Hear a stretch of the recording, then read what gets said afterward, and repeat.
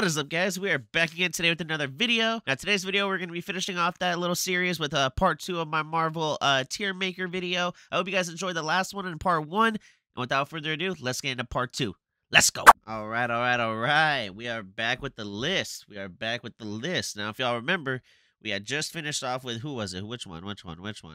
WandaVision, I believe, is where we left off. And so now we got Loki here. To be honest with you guys, with these shows here, I actually quite enjoyed them. Most of them I thought were pretty good. And actually, you know what? Now that I look at it, we might have ended with Falcon and the Winter Soldier. But like I said, we are here with Loki, and overall, I thought Loki was actually a pretty good show. I actually really kind of liked getting to kind of be in a new world, if you will say so. I mean, I guess it's in between worlds, in between time, in between, different realities with the TVA. Getting to kind of see that was kind of cool, and kind of see that there was a presence that kind of overwatches, the whole Marvel Cinematic Universe, through making sure that, people are not messing with the timelines and stuff. Like, that was pretty cool. And being that it was Loki that we kind of got as our vessel to kind of, see what was going on with that kind of whole life and world was pretty interesting. And then at the end, we got kind of like this sneak peek into in a Kang.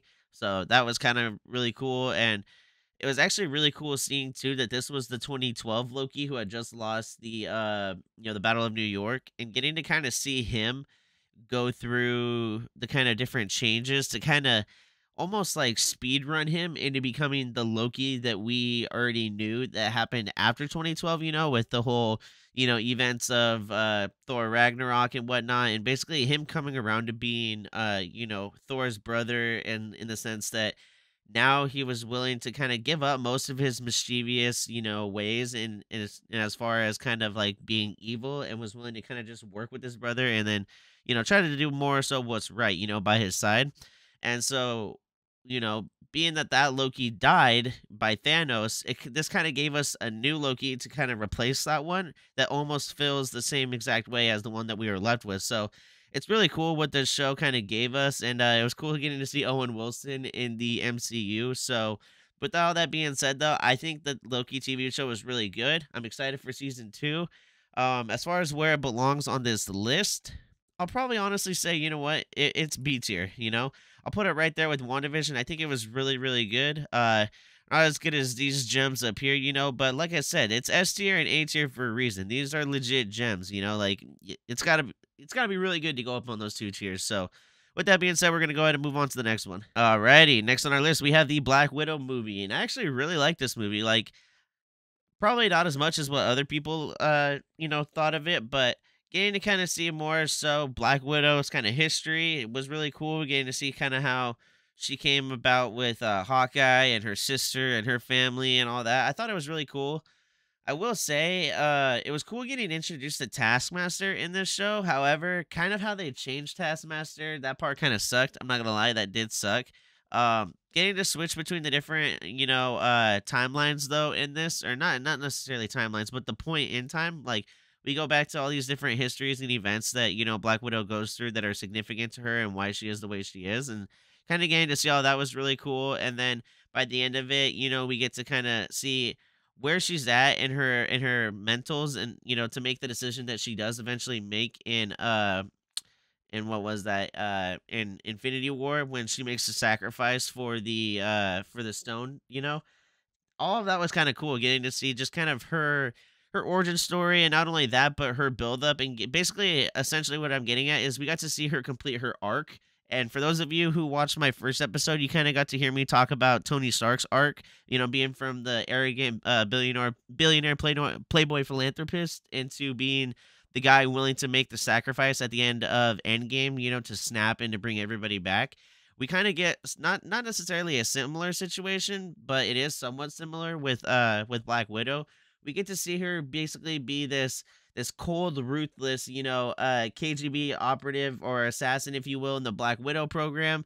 And then by the end of it, we get to see her be the loving, caring friend and family member that, everybody loves in the Avengers. Like, she essentially, after the snap, became the glue that held the Avengers together. Because if you guys remember in Endgame, like, the Avengers were almost dismembered. Like, we had lost, like, after Infinity War, we lost everybody. Like Thanos snapped and he won, but Black Widow, Natasha Romanoff, was not ready to give up. And, when Ant-Man came back, it, put a spark back into her that was like, okay, you know what? Maybe we do have a shot at this. And she was one of the pushing forces that was like trying to get Tony back, into helping them, go back in time and get everybody back. And so I'm going on a tangent here, but essentially what I'm trying to say is it's cool getting to see in this movie kind of what makes her her. So with that being said, I'm gonna go ahead and put this Black Widow movie. Like I said, it's pretty good. It's not one of the best. It's not up here with these. You know, this might be considered a hot take. I might put it honestly with B. I enjoyed the movie. I sincerely enjoyed the movie. Um, God, I mean, it's hard because I liked Iron Man 2 and Iron Man 3, but they're just not as good as obviously the original. And all of these presented qualities that I actually really liked about him. I'll be honest, Iron Man 3, I go back to just, I did not really care too much for that one. Iron Man 2 was okay, but yeah. Sorry, guys. I'm going now and talking about other movies that I've already talked about, but it makes sense, why I'm talking about these movies again. Whenever I look at these lists and I kind of compare, each category, it's just, sorry, I could easily go on a tangent and talk about these movies probably multiple times. But with that being said, let's go ahead and move on to the next item. Alrighty, guys. Next on this list, we have the Marvel What If TV show. And this was the animated series that they came out with that talked about, well, what if this happened? What if this happened? What if this happened? Which kind of went over like different, scenarios. I'm not gonna lie, guys. I only really watched the first couple episodes. This didn't pique my interest really at all. Um, I mean, I guess it was somewhat cool to just see literally what if, but I don't know. I'm one of those people that it's like it's got to have, direct correlation to the MCU, and, being that this is was just a giant what if show, I don't know. I lost interest. And I mean, overall the concept was cool and whatnot, but as far as me personally, I wasn't a huge fan of it. I'm not gonna spend a long time talking about this one because, like I said, I only watched a couple episodes. With that being said, I'm just gonna put it D tier. Wasn't that great to me, honestly, at all. Yeah, that's all I have really to say about that. Sorry if you guys really, that watch this really enjoyed What If, but just not for me. So be it as it will, it's gonna go in D tier.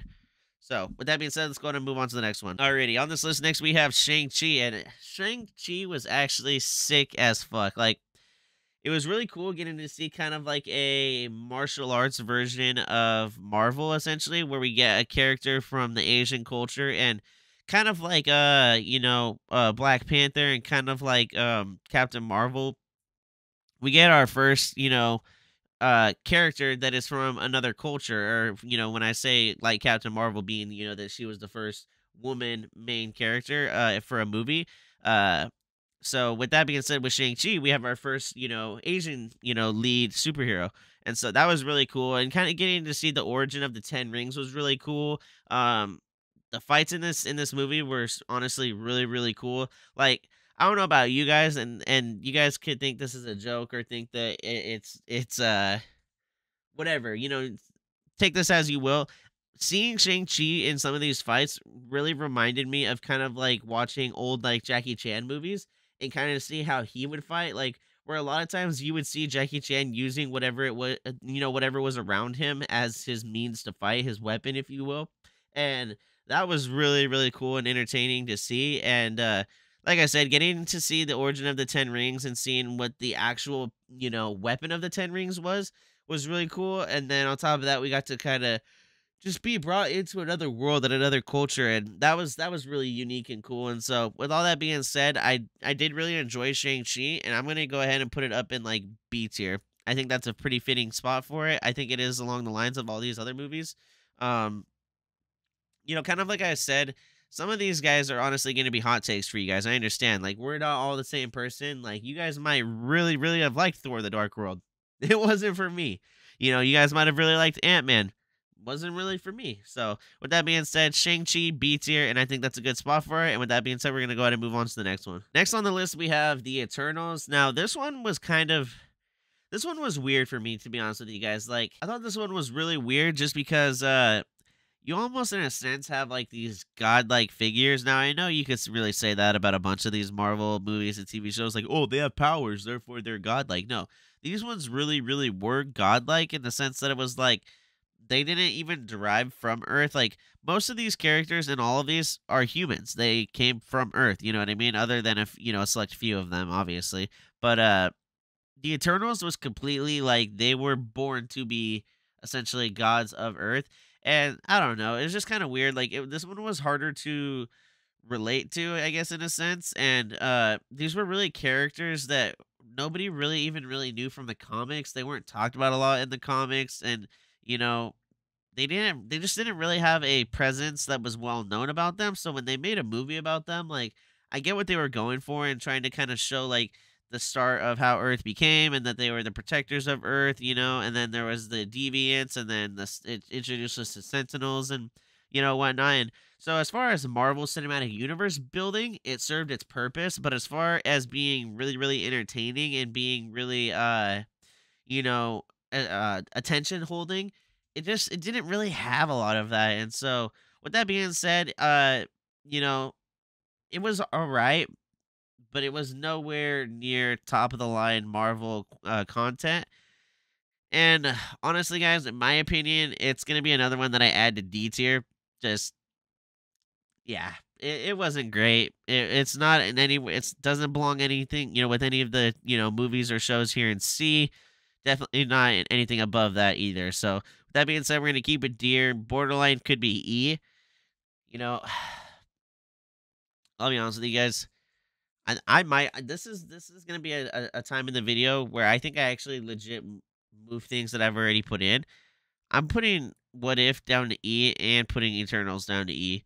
Because honestly, I think Captain Marvel's better than these three. I think Doctor Strange is better than these three. I think Ant Man's better than these three, and I think the first Thor movie was better than these three. So, with that being said, we're moving all these two down to E to join Thor: The Dark World, and that's going to be it. We're going to go ahead and move on to the next one in the list. Next on the list, we have the Hawkeye TV show. I actually really, really like this TV show. It was very simple in their approach to this show. Hawkeye had just went through all of the events of Endgame. He's getting older, like we forget, but through all of the superheroes and the superpowers and all of the different events that they've gone through, whether it be, from the first Avengers to Avengers Endgame, Hawkeye has just been a normal human throughout all of this. Yeah, sure. Does he shoot a bow and arrow better than anyone maybe in the whole world? Yeah. Does he have really cool arrows? Yeah. Is he a skilled fighter? Yes. But at the end of the day, he is just human. He doesn't even have a suit like Tony Stark that protects him. You get that? And so we tend to forget that until this show, because this show showed us how vulnerable Hawkeye really is. They show him with the hearing aid, if you guys remember watching the show. And it's just crazy because we do get to see, how much, crazy shit Hawkeye goes through to the point where it would eventually take a toll on his body. And getting to see that in this show was really humanizing, and it was really actually refreshing.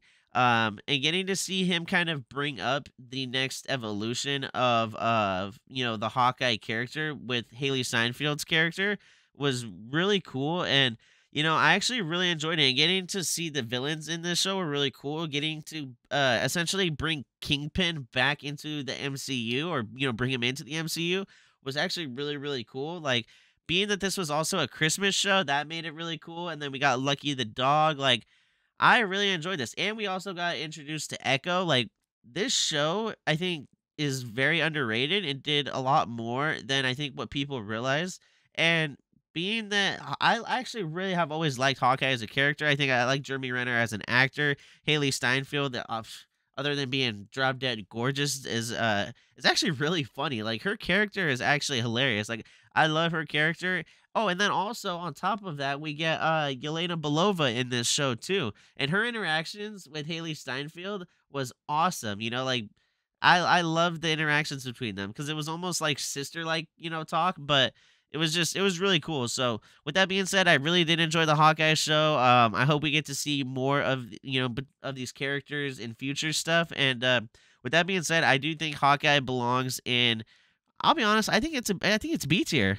I really think it does. Some of you guys might think that's a hot take, putting it up here, with the likes of the rest of these up here, but I really enjoyed it, and I think it makes sense for it to be B tier. So, with that being said, we're gonna go ahead and move on to the next one.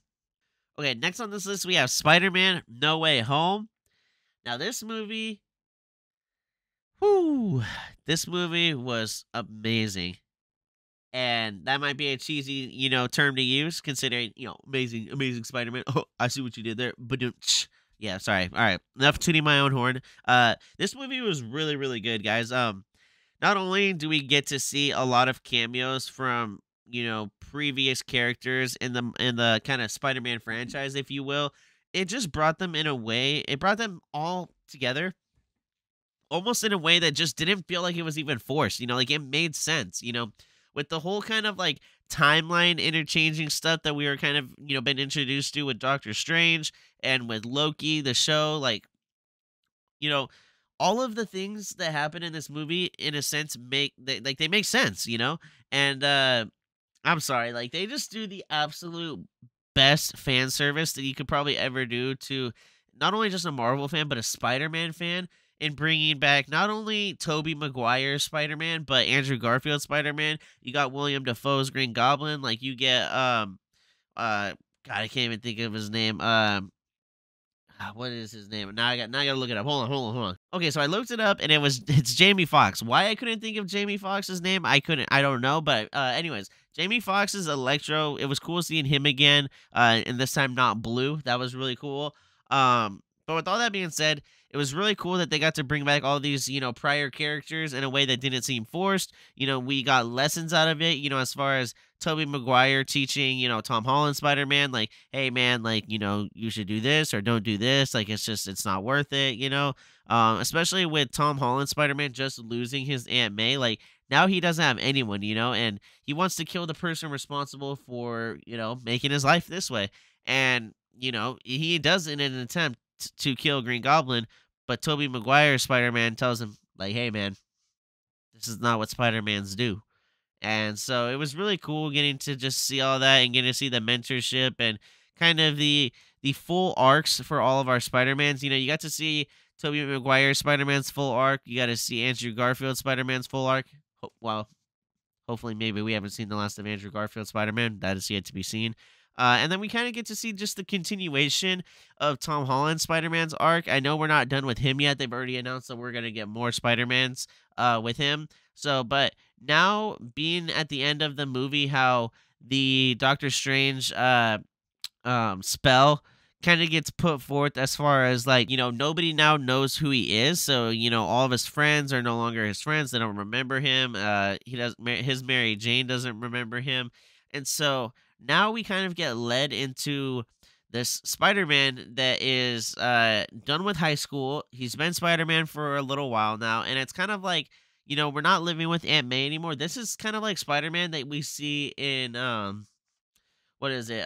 Tobey Maguire's third Spider-Man, if you will, where he's living in the crappy New York apartment, barely able to get by, and he's back to kind of nobody knowing who he is, who Spider-Man is, and it's going to be really interesting to kind of see Tom Holland's version of that Spider-Man that we've kind of already gotten a taste of, but it's like, what is the MCU going to do to make it different and to make it feel refreshing into, yeah, I don't know. Like this movie left us at the end kind of almost like with a, well, crap. Well, what's going to happen with Spider-Man now? And when when directors and people behind making the movies can make you feel that way, well shit, what's going to happen now? It's really cool. So, with that being said, I did really enjoy this movie. I think it's a little bit biased in the sense that I grew up on the Tobey Maguire Spider-Mans and the Andrew Garfield Spider-Mans, and I just really think this movie was really well done.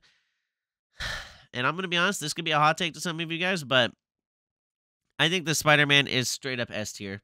Like, I love this Spider-Man. I think it was great. Getting to see all of our characters was awesome. Um, you know, the first one, Spider-Man Homecoming, I could borderline bring down here to A tier, but I really enjoyed it too. Like getting our first looks at him other than Civil War was really cool with Tom Holland. I'm keeping it up here, but yeah, I'm adding this the newest Spider-Man in the Tom Holland Spider-Man universe up here with S tier. I think it was just great. I think all these movies up here are peak Marvel. And with that being said, we're going to go ahead and move on to the next one. Alrighty, next on our list, we have the Marvel's Moon Knight TV show. And this was a character kind of like some of the other ones that we've talked about, haven't really been talked about or known really prior to the comics. And I'll be honest with you guys, I really, really liked Moon Knight. Like, the whole kind of concept behind the character. Excuse me, I got a yawn coming in. Holy shit. Holy crap. That lets you guys know that I'm making this video at a rather late time in the day, or should I say night. Moon Night. But me striking it again. Okay, moving on.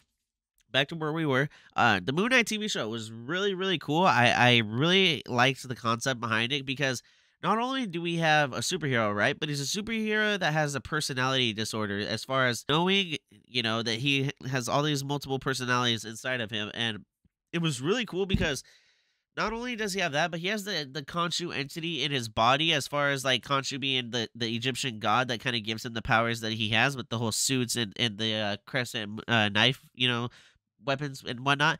And it's really cool that like when he's in the different personalities, the suit that he goes into is different. So, we have when he's in his God, I need to go back and rewatch the show to get these exact names down again. But when he's in his British personality, if you will, the British guy that works in the museum, when he transforms to Moon Knight, he has like the nice white suit, he has like the cane or whatever, I'm pretty sure. And then when he's his mercenary personality, it turns into the hooded Moon Knight that most of us know, or if you even know who Moon Knight was before this show, that's what most iterations of him look like. um and getting to kind of, see this character and see what a superhero would be like, not only with having a god's presence inside of him, but with the whole multi-personality disorder was really cool.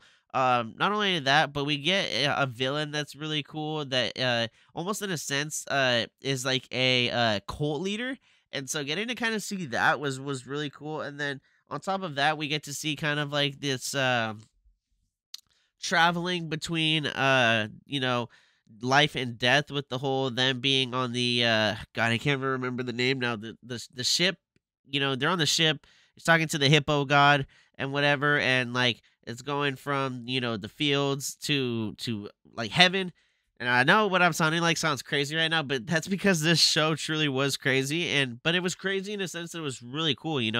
um I think my favorite part of this TV show was the scene where he's talking to the villain of the show, and it's almost like he's talking to him in a mental asylum. And this whole entire time, that they're talking, we get put into almost this thought of, is this real or is this not real? And whenever a TV show or a movie can do that, where it's like you have a scene and you're in the scene and you're with your main character, and you kind of are just sitting there thinking like, is this real? Our character's going through? Like, is this reality, or is this something that we're made to think is reality, but truly is not? And then, something else is really going on here. So this TV show does a really good job of doing that. And I just overall really liked how they did the character Moon Knight. I think the story overall was really good too. Yeah. So with that being said, guys, we're gonna go ahead and probably put. This is gonna be another tough one for me. I really like it, so I think I'm gonna put it up here in B tier. I almost thought about putting it in A tier. I'm not gonna lie, guys. I really, really liked this show and the character of Moon Knight. However, I won't go too hot of a take with it and put it up here with the gems. Like I said, these are gems for a reason. These were peak stuff in the Marvel Cinematic Universe. Not to say though that, like I said, Moon Knight's not good. All of these, movies and shows that are in B tier are really, really good. Don't get me wrong. Like when I say that they're not in the A and or the S and A tier, like, and I keep referring to S and A tier being peak, B is like right there below peak. So all of these are ones in B are really, really good too. And I think that's a perfect spot for Moon Knight to be. And with that being said, we're going to go on and move on to the next one. All right, and next on this list, we have the Doctor Strange and the Multiverse of Madness. Now, this movie was straight up crazy. I enjoyed this movie, nonetheless to say, but, I think there was parts of it that could have been better.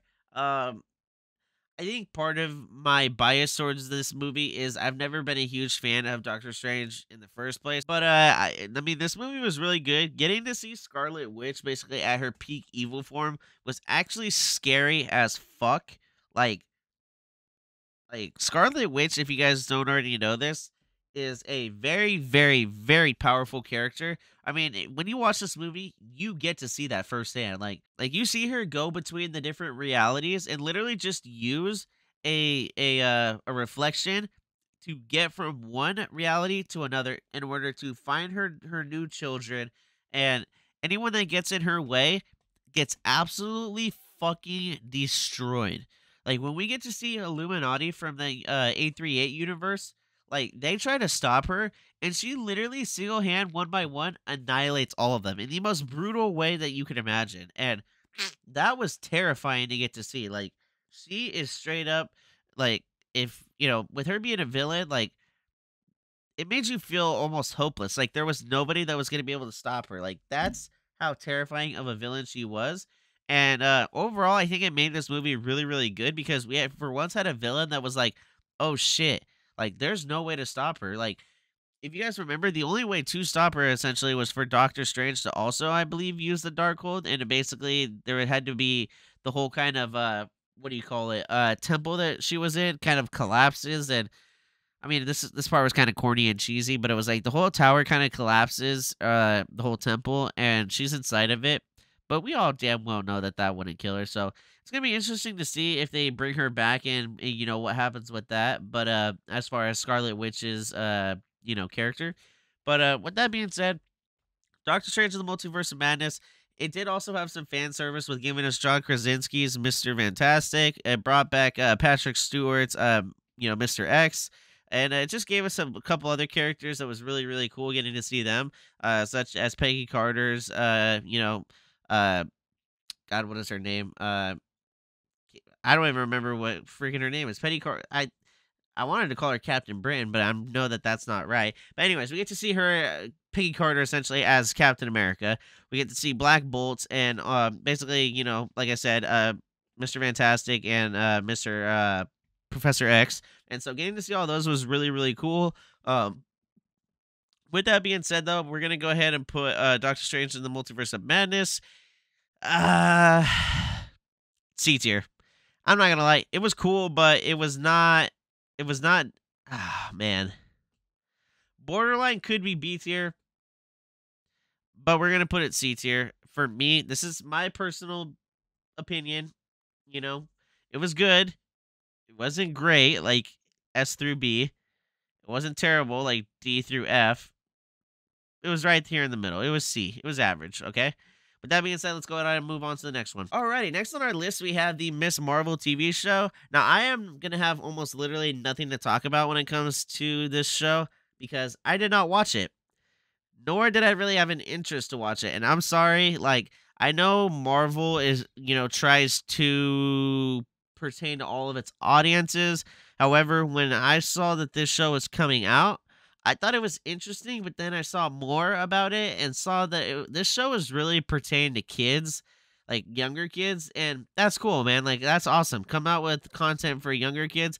It's just gonna be not necessarily stuff that's for me, and so I decided that Miss Marvel was not gonna be for me. I didn't watch it. I haven't regretted, not watching it. There's been nothing that's really came out after Miss Marvel that has like made me like wonder like, oh, whoa, I need to go watch Miss Marvel because what happened here, Like there was not really an MCU building that I know of that has really came out of this show other than the whole kind of I guess you get a reference to mutants in the TV show, and so that's kind of cool, I guess.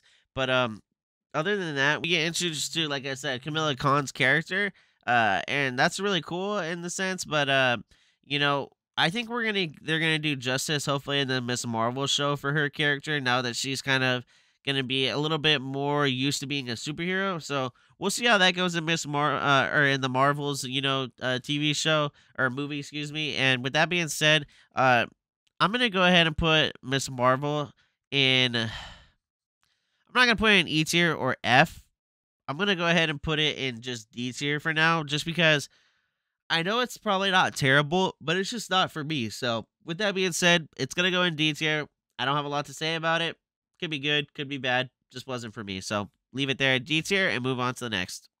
Next on our list, we have Thor: Love and Thunder. This was what, the fourth iteration of the Thor franchise, and you know, almost kind of like Thor Ragnarok, they do the same thing in this one where they add more so humor to this. I thought it was really cool to get to see kind of Gore the God Butcher. Even though the Necro Sword wasn't at full capacity in this movie, it was cool getting to see Jane Foster turn into the kind of Lady Thor that we know from the comics. Getting to see Thor back again was really cool. We get the Guardians of the Galaxy in this movie was really cool. Overall, this movie was good. It wasn't great. I'll be honest, like I thought it was good. Definitely could have been better at certain parts. Like they could have, done some more justice to certain qualities and parts of this movie. However, I'm gonna go through this one kind of fast, guys, and just put it at C tier. I've only seen this movie once. I really need to go back in and watch it again just to kind of better understand some of the reasons why things are the way they are in this movie and kind of just to better understand it. But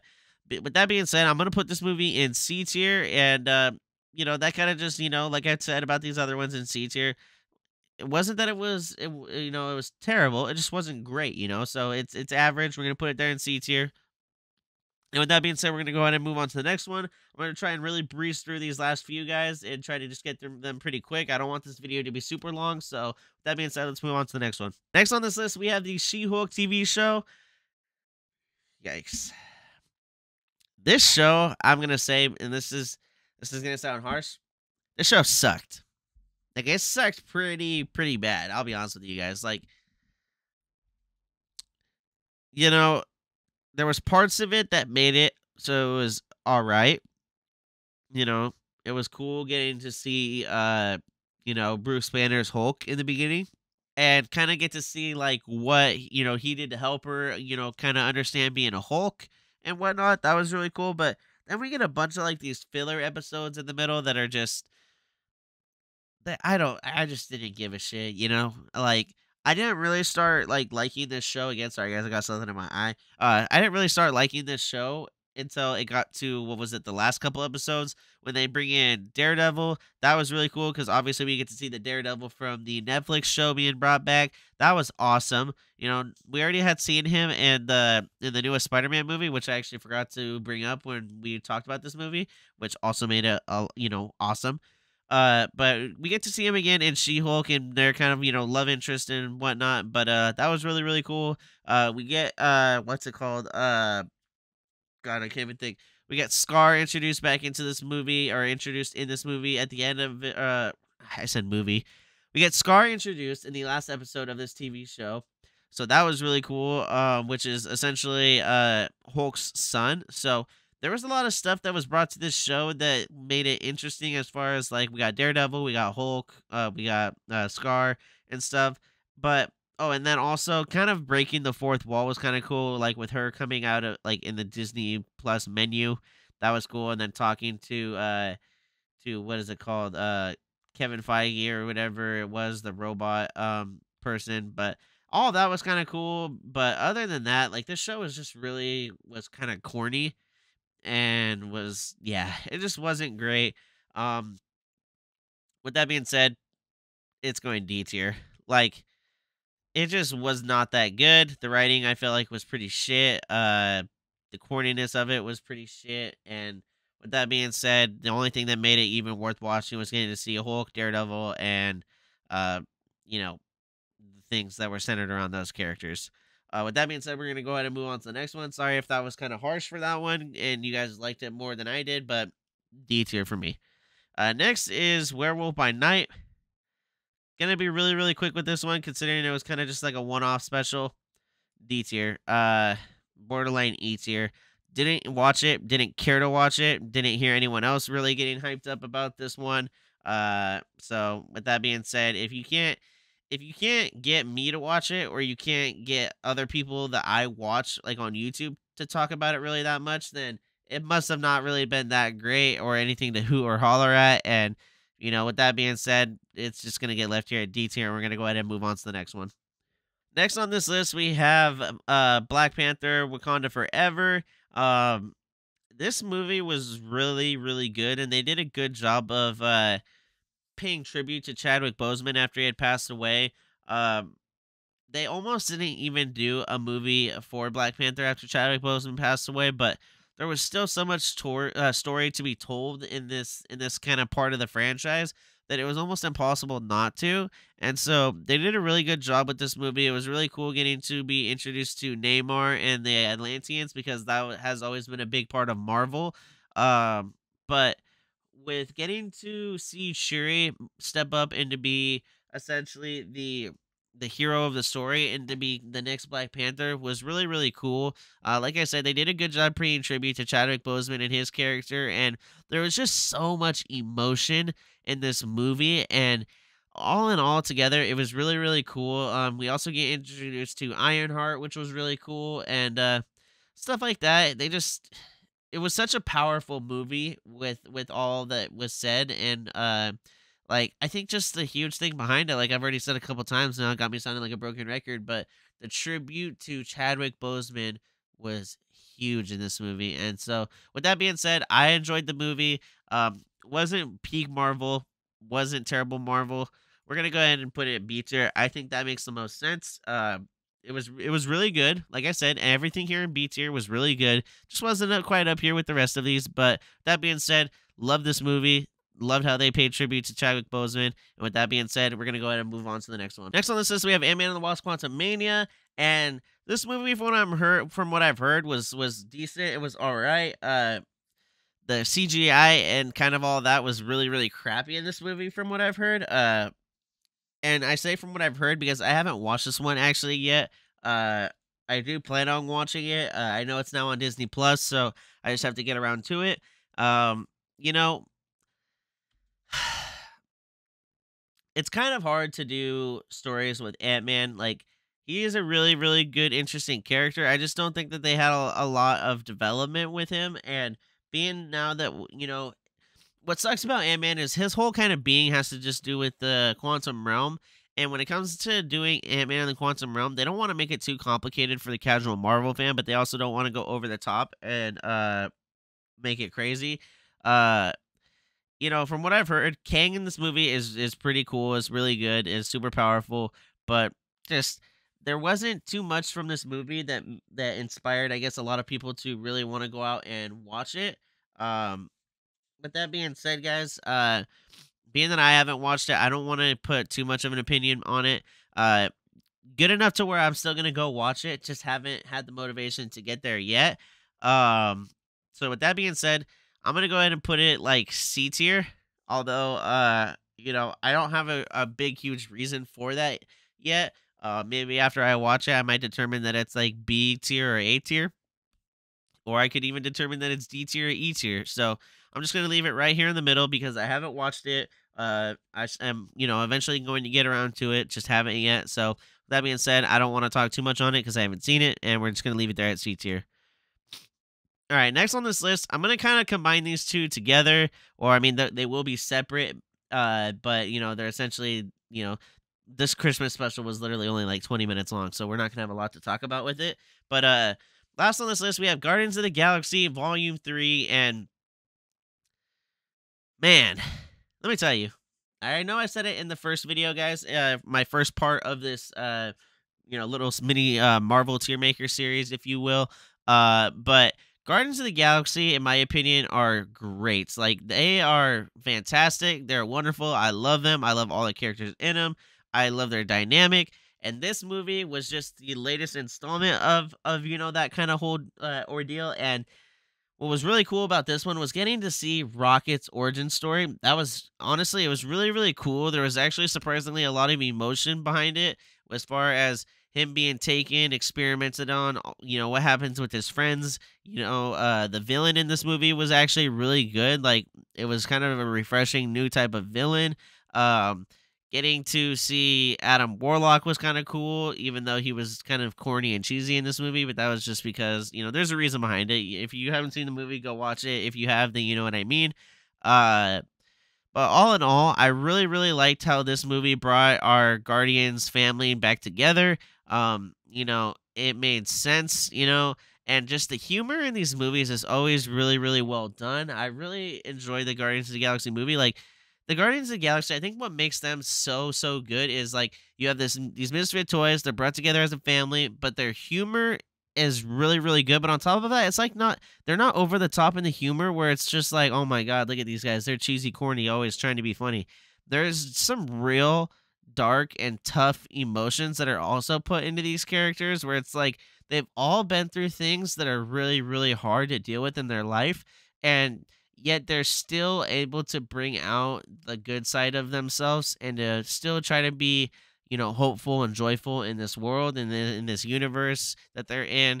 And with that being said, it just is something that is super relatable to be a part of. And with that being said, that's why I've always really liked the Guardians of the Galaxy. And I think Volume 3 just added to the collection as far as, how I feel about them and added to what they bring about them. And so with that being said, guys, Guardians of the Galaxy Volume 3 is S tier for me. I really, really liked it, really enjoyed it. Yeah, overall, great movie. Peak Marvel right here again. James Gunn. As you guys can see, all three Guardians of the Galaxy movies are up here. Guardians 1, Guardians 2, Guardians 3. James Gunn is a phenomenal storyteller when it comes to movies, and he just brings together actors who are really solid at doing their job and fulfilling their role. And with that being said, all the Guardians movies are good, and he's behind all of them. So, shout out to James Gunn and what he's done for Marvel. And I hope he does a really good job over at DC with everything that he's got planned over there because I actually really like DC too. It's just they haven't had the resources to put together stuff that's been equal to Marvel quite yet. Like I said, hopefully he does a really good job for them. And with that being said, that wraps up Guardians of the Galaxy on this list. And Guardians of the Galaxy Volume 3 is S tier. Moving on, we have just the Christmas special left, guys. It was funny. Definitely really short. Probably could have done at least 10 to 15 more minutes of some sort of content to this to make it a little bit longer. But it was funny. It wasn't great. It wasn't terrible. Just really short. It's just a special, which makes it kind of funny why it's even on the list. With that being said, we'll put a B tier, I guess. I don't know. It was really funny.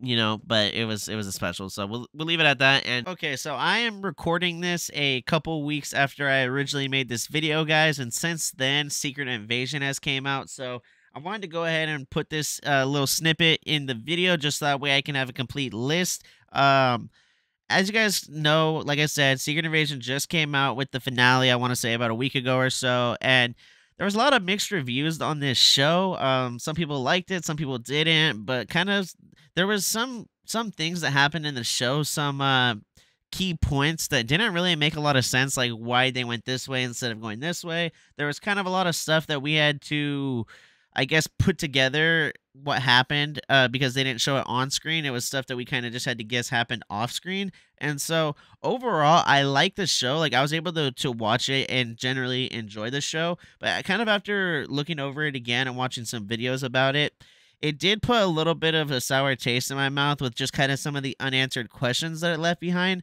So with that being said, overall, like I said, I did like the show, but there was definitely things in it that could have made it better that they could have done, or if it was a matter of adding an episode or two or editing an episode or two. But with that being said, Secret Invasion for me would essentially go in C tier.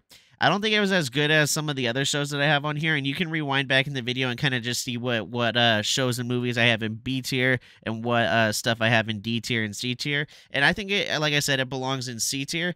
It wasn't great, but it wasn't terrible, like absolutely terrible. So with that being said, I just wanted to add in here that Secret Invasion is C tier for me, just because since I recorded this video, Secret Invasion hadn't fully came out yet, or actually I'm not even sure if it came out at all by the time I made the video. But with that being said, I wanted to complete my list with everything that is current up to Marvel up to now. And with that being said, we'll continue on with the rest of the video. With that being said, guys, we are now here at the conclusion of the Marvel MCU tier maker as far as what is my opinion.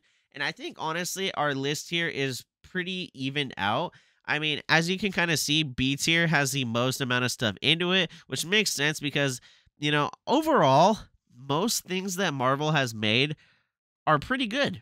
Most of it. I mean, obviously, we got stuff here that's in C and D and E. And like I said, C is not terrible, but it's average, so it's not great. It's not super, super great. But with that being said, Marvel has overall made a lot of good stuff. I mean, look how much stuff here is in B. Look how much stuff is here in A. Look how much stuff is here in S.